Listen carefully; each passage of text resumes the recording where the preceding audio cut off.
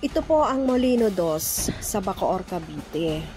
At ang nakikita niyo pong mga building ay isa lamang sa proyekto ng ating pamahalaang Bongbong Marcos.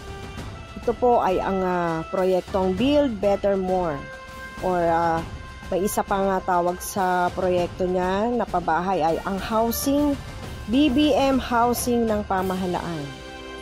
So dito po ay maaaring tumira ang 600 families. Kabilang na po dito ay ang mga naapektuhan sa pagsasagawa ng Manila Bay. Dito sila i-relocate at may bahay na po silang matutuluyan. Ang proyektong ito ay binubuo ng 9 low-rise buildings na may tig 5 palapag at 60 units kada gusali. So napakarami po ang pwedeng tumira rito na mga residente mula sa laylayan at sa pinaka mahirap sa mahirap.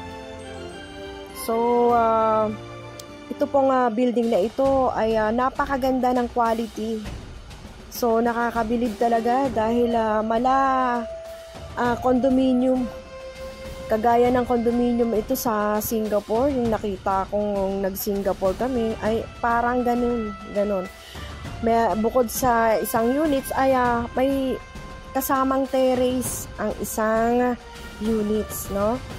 So, depende na lang kayo sa depende na lang sa pamilya kung paano niya ito aayusin, papagandahin. Ito po ay showroom lamang at depende na po sa inyo kung paano nyo ito i-design. So, narito po ang actual drone shots ng buildings or ang pabahay. Napakabongga, diba? So, pakinggan po natin ang talumpati ng ating Pangulong BBM.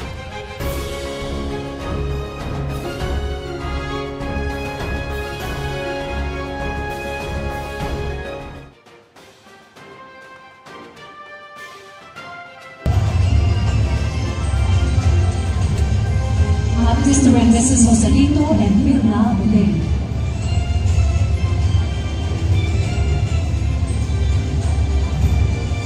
Maraming salamat po, mahal na Pangulo, at congratulations sa lahat ng mga nakatanggap ng Certificates of Eligibility for Union Award.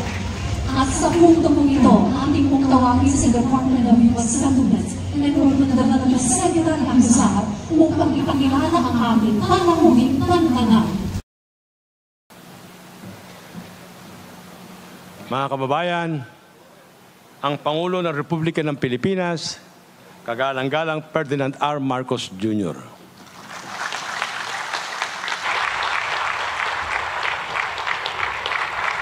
Maraming salamat sa ating Human Settlements and Urban Development Secretary Jerry Acusar, ang anak ng Cavite na ngayon ay nasa Senado, Senator Bong Revilla. Andito rin po ang ating mga ibang butihing senador. Nandito po si Senator Cynthia Villar, si Senator Mark Villar, Francis Tolentino, nandito po lahat. At inaalala nila masyado ang lungsod ng Bacoor. At kaya naman, napakagandang araw ito at nabubuksan na natin ang mga ibang proyekto. The Cavite 2nd District Representative na inyong dating alkalde, Lani Mercado Revilla.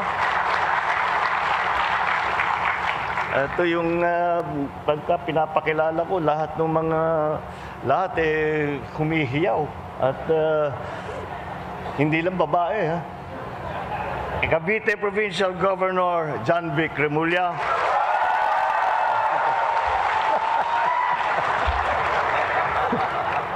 Paano ba ginagawa? Gusto ko rin yung pagkilala sa akin. Ganda din yung pagbate. Ang ating mayor, kasulukuyang mayor ng Bacoor, Mayor Strike Revilla. Mukhang nagatungan ninyo ng gusto yung ating crowd. Ang NHA General Manager Joe Bentay.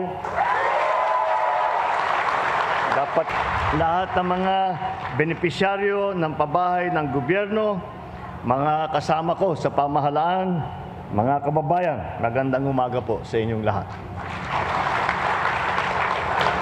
Lubos po akong nagagalak na muling maparito sa lalawigan ng Cavite para sa isang na namang halagang proyektong pabahay ng ating pamahalaan. Ngayon lamang ay malugod ko pong binabati ang mga mahigit na 600 benepisyaryong kasama natin para sa sinayaan ang amin na siyam na gusali ng Phase 1 ng Syudad Kaunlaran Housing Project. Ang Syudad Kaunlaran Phase 1 ay binubuo ng siyam na low-rise na building, kagaya nitong nakikita natin natapos na may 5 palapag. Aabot sa 540 pamilya ang mabibiyayaan ng mga pabahay na ito.